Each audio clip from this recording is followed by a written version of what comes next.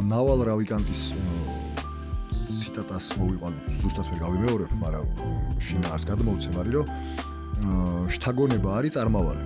უნდა იმოქმედო ყისიერად. ყოველთვის ყველაფერი ჯობია რომ გააკეთო ახლა.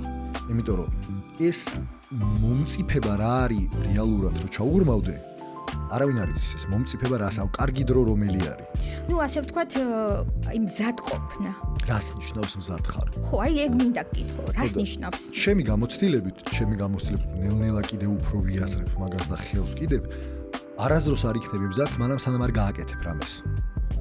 ანუ როგორც მინიმუმ არ ნიშნავს რომ შენ მოგინდება რაღაცის გაკეთება და მეორე დღესვე ზუსტად ისეთი გააკეთო როგორიც მოგინდა. ეგ მაგას არ ნიშნავს, მაგრამ ყველა საქმეს აქვს პირველი ნაბიჯი რაღაც. პატარა.